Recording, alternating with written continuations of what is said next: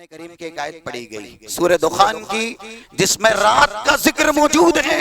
آیت نمبر 34 میں اِنَّا أَنزَلْنَاهُ فِي لَيْلَةٍ مُبَارَكَةٍ إِنَّا كُنَّا مُنذِرِينَ، ہم نے اس قرآن کو برکت والی رات میں نازل کیا۔ ایک انسان جسے قرآن کا زیادہ علم نہیں ہے، جب اس کو یہ سمجھایا جاتا ہے کہ یہی برکت والی رات 15 شعبان کی ہے، وہ مان لیتا ہے، وہ فوراً تسلیم کر لیتا ہے۔ لیکن دیکھیے اللہ کہتا ہے ہم نے برکت والی رات میں اس قرآن کو نازل کیا، تو اب یہ رات کس مہینے کی ہے؟ قرآن کریم کی دوسری آیت۔ ایک آیت سے اگر انسان مسئلہ ثابت کرنا چاہے گا تو مسئلہ ثابت نہیں ہوتا، آیات حدیث آیات دونوں ملانی پڑتی ہیں۔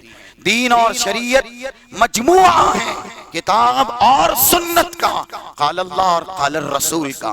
59 نمبر کی آیت کا ایک ٹکڑا ہے سورہ نساء کا، فَإِن تَنَازَعْتُمْ فِي شَيْءٍ فَرُدُّوهُ إِلَى اللَّهِ وَالرَّسُولِ، اگر دین کے کسی مسئلے میں ایک سے زیادہ رائے ہو جائے، جیسا کہ بہت سے مسائل میں ہیں، کوئی کہتا ہے یہ صحیح، دوسرا کہتا ہے یہ صحیح، تو پھر حل کے لیے، فیصلے کے لیے کہاں رجوع کرنا چاہیے؟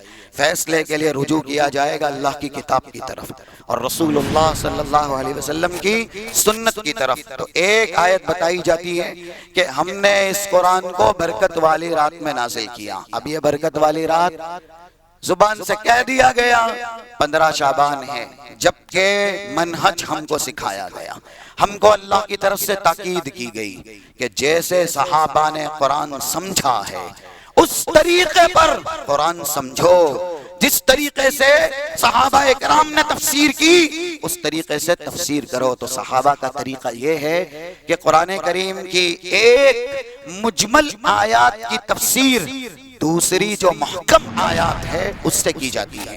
185 نمبر کی آیت ہے سورہ بقرہ کی، شہر رمضان الذی انزل فیہ القرآن، رمضان کا مہینہ وہ ہے جس میں ہم نے قرآن کو نازل کیا۔ اس آیت سے مہینہ تو طے ہو گیا نا کہ وہ کون سا ہے؟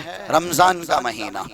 اب جب مہینہ طے ہو گیا جس میں قرآن نازل ہوا ہے، تو یہاں پر یہ آیت میں اللہ کہہ رہا ہے ہم نے اسی قرآن کو برکت والی آیت، برکت والی رات میں نازل کیا۔ تو جب مہینہ رمضان کا ہے تو یہ برکت والی رات شعبان کی کہاں سے آ گئی؟